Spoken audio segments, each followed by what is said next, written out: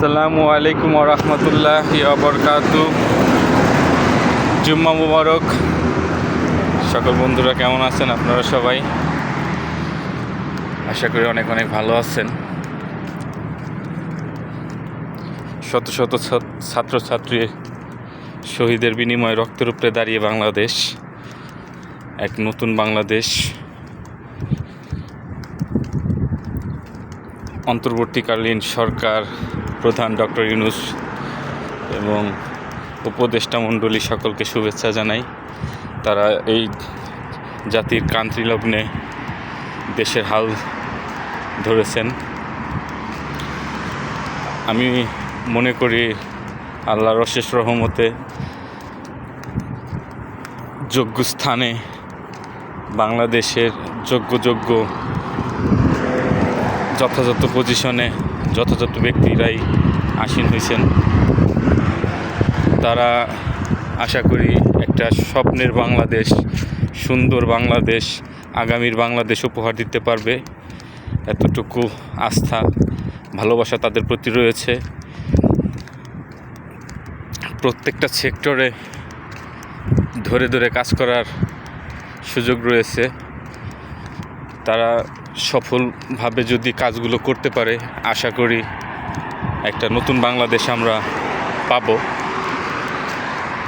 তো কিছু কথা না বললেই নয়। আমরা যারা প্রবাসী রয়েছি, আমাদের বিদেশে যাওয়া আসার যে প্রসেসিংগুলা, এখানে ব্যাপক দুর্নীতি বাণিজ্য চলছে। তো সেগুলোর দিকে বিশেষ করে নজর দিতে হবে। এয়ারপোর্টে হয়রানি বন্ধ করতে হবে। তারপর একটা বিদেশ গমনের প্রাথমিক প্রক্রিয়া থেকে শুরু করে শেষ পর্যন্ত প্রত্যেকটা ধাপে ধাপে বিভিন্ন ধরনের নৈরাজ্য। মেডিকেল থেকে একটা ব্যাপক বাণিজ্য হয়। রোগ না থাকলেও আনফিট দিয়ে পরবর্তীতে পাসপোর্টের জালিয়াতি, ডাবল পাসপোর্ট করে বিদেশে আসতে হয়। তো এই সব বিষয়ে স্বরাষ্ট্র মন্ত্রণালয়ের অধীনে রয়েছে কিনা এটা যদি থাকে, জানি brigadier general M Sakhawat Hossain দায়িত্বে আছেন। অবশ্যই এই দিকগুলো নজরে আসবে তাদের। প্রত্যেকটা সেক্টরে ধরে ধরে কাজ করতে হবে। এই দেশের রন্ধে রন্ধে যেমন দুর্নীতি, বাজারের সিন্ডিকেটগুলো তো অতি দ্রুত ভাঙতে হবে। আবার নতুন করে যারা মাথা চাড়া দিয়ে উঠতেছেন, তাদের উদ্দেশ্যে বলি, আপনারা এমনটা করেন না যে আপনাদের নিজেদের ক্ষতি হয়। কারণ বাংলাদেশের সচেতনতা কিন্তু বৃদ্ধি পেয়েছে।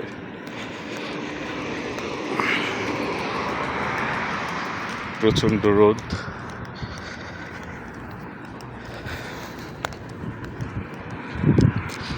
দেখলাম বিভিন্ন পয়েন্টে ডাকাতি হচ্ছে। দল বেঁধে সংঘবদ্ধ ডাকাত দল ডাকাতি করতে নেমেছে। দেশের আইন শৃঙ্খলা বাহিনীর, বিশেষ করে পুলিশ মাঠে না থাকায় কিছু দুর্নীতিবাজ পুলিশের কারণে আজ পুলিশের এই বেহাল অবস্থা। ঢেলে সাজাতে হবে আবার নতুন করে। ব্যাপক পরিবর্তন আসবে আশা করি। সকলের প্রতি আস্থা ভালোবাসা আছে। আর আমরা কাঁধে কাঁধ মিলিয়ে সকলেই যদি একটু চেষ্টা করি, দুর্নীতি রোধ করা সম্ভব। আসলে নিজের নিজ নিজ জায়গা থেকে একটু সচেতন থাকলেই এগুলোকে রোধ করা সম্ভব। আজ থেকে, এখন থেকে কেউ চাঁদাবাজি করতে আসলে, কেউ দুর্নীতি করতে আসলে, কেউ ঘুষ চাইলে তার কানের নিচে টাস টাস করে মেরে দিবেন, আওয়াজ উঠাইবেন যেন কেউ ওই সাহস না পায়। নিজেদের আওয়াজ নিজেরা উঠাইতে হবে, জনহয়রানি বন্ধ করতে হবে, তাহলেই সাধারণ মানুষের সকলের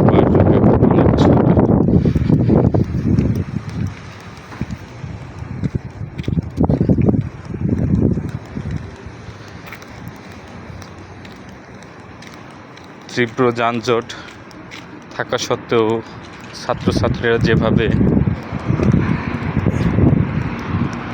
রাস্তার ট্রাফিক নিয়ন্ত্রণ করছে তাদেরকে ধন্যবাদ জানিয়ে ছোট করতে চাই না। তারা অনেক সুন্দর কাজ করছে, মেনটেন করছে, যা কিনা প্রফেশনাল ট্রাফিক পুলিশরাও করতে পারে নাই।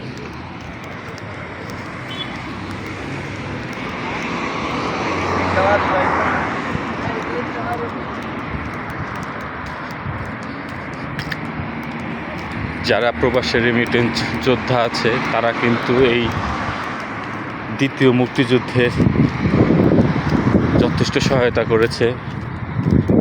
রেমিটেন্স শাটডাউন করে তাদের এই প্রচেষ্টা তাদের সকলকে ধন্যবাদ জানাই, যারা এই রেমিটেন্স শাটডাউন দিয়ে দেশকে হাসিনাকে একটি চাপে রাখা গিয়েছিল।